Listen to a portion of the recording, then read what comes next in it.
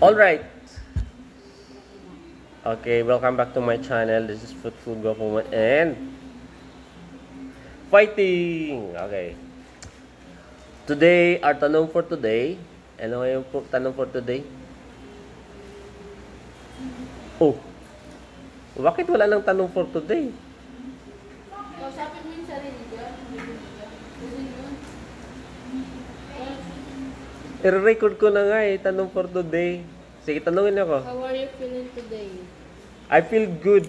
Tararararara. Oh, boy bawang. Okay, dito na lang ako sana mag-ano. Kaya katanungan tayo dito. So, ito lahat. Kaya niya ako isa. Pera pala. Ilalagay ko sa bote. Tapos yung magiging landslide ko doon. Kaya mo ito? Dilaw yan. Hindi ano.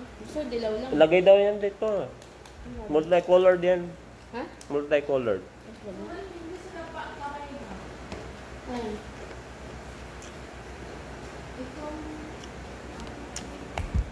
Okay, may tanong dito. Hi sir, isang beses lang po ba pwede magpalit ng password? So, yun po. Ang sagot po dyan, unlimited po. Hindi po isang beses lang. Pwede po yung palitan ng 100 times, million times, 1,000 times yung Wi-Fi password nyo. Basta, ganito lang. Tandaan nyo lang po kung ano po yung pinalit nyo po na login password or yung admin password. Yung username o yung user po ay hindi po yung napapalitan. Palagi po yung admin. Ang default po ay yung username is admin, tapos yung default na password is 1234. Pero pag ito po yung napalitan nyo na po dati, so syempre napalitan na po siya, hindi na po ninyo magagamit po yung 1234. Okay? So, ang gagamitin nyo po password pag napalitan nyo po, yung pinalit nyo po na login password.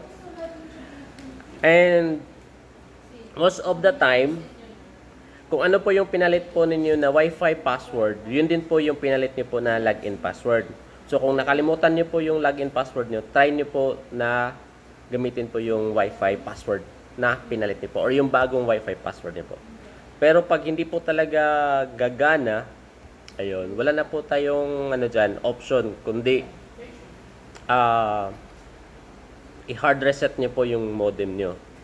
Pero ito lang po rin ang warning para kung mag-hard reset tayo. So, may chance po na mawala po yung internet nyo po. Okay? And then, pag nawala po ang internet nyo po after po ng hard reset, tatawag nyo lang po sa PLDT para puntahan po ng technical and then aayusin po ng technical at babalik na po yung internet nyo. Yun din po ang nangyari po sa internet ko. So, di ko rin naman po alam. Especially sa mga PLDT fiber connection. Ganun po yun.